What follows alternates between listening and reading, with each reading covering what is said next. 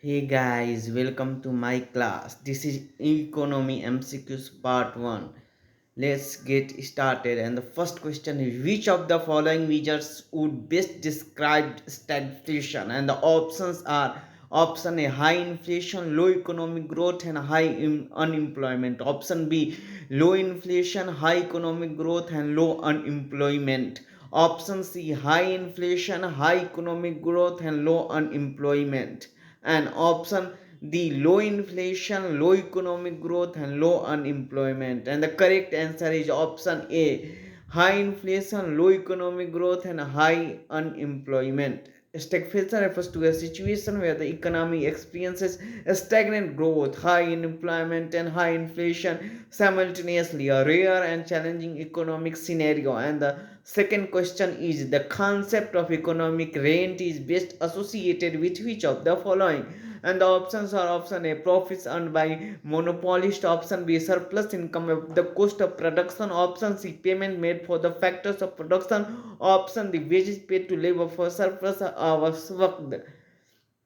And the correct answer is option B. Economic rent is the surplus earned by a factor of production over and above what is needed to keep it in its current use, often associated with land or unique resources.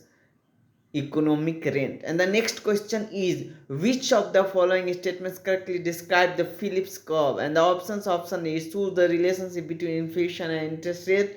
Option B, describe the inverse uh, relationship between inflation and unemployment. Option C, it represents the correlation between fiscal deficit and inflation. And option D, it reflects the positive relationship between GDP growth and inflation. And the correct answer is option B. The Phillips curve poses an inverse relationship between inflation and unemployment in the short run, meaning lower unemployment often comes with higher inflation and vice versa. And the next question is, in India, the crowding out effect refers to, and the options are option A, increased public sector spending, reducing private sector investment.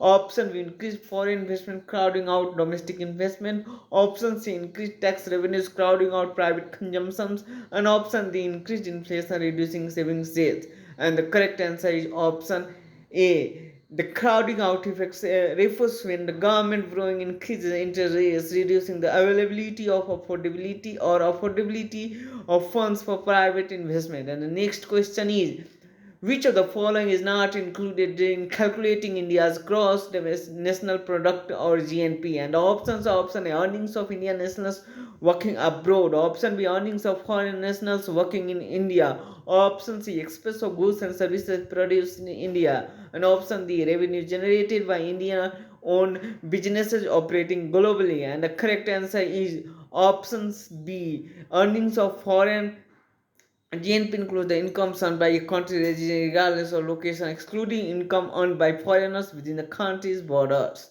And the next question is, what is base effect in relation to inflation? And the options are option A, it refers to the impact of high base values on current inflation measurements. Option B, it refers to increase in inflation due to demand pull factors. And option C, describe the measure of inflation at constant prices. And option D, it refers to the impact of exchange rate fluctuations on inflation. And the correct answer is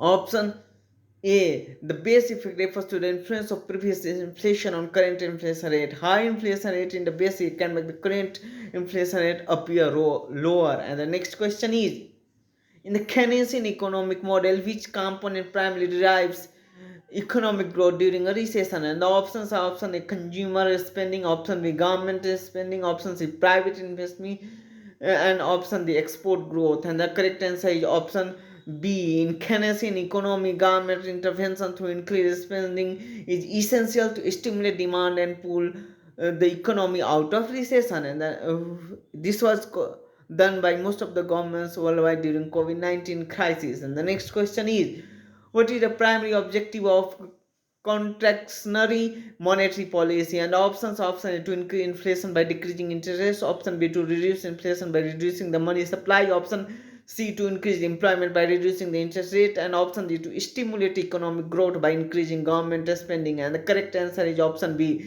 to reduce inflation by reducing the money supply. And the next question is,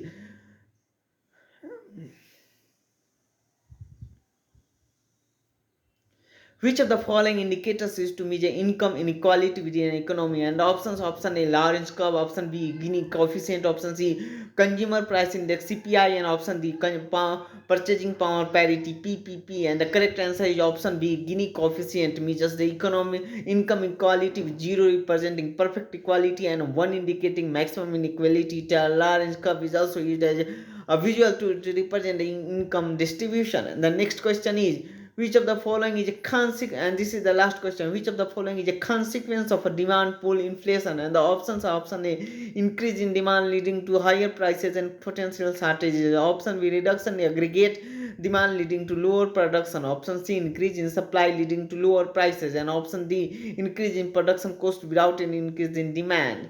And the correct answer is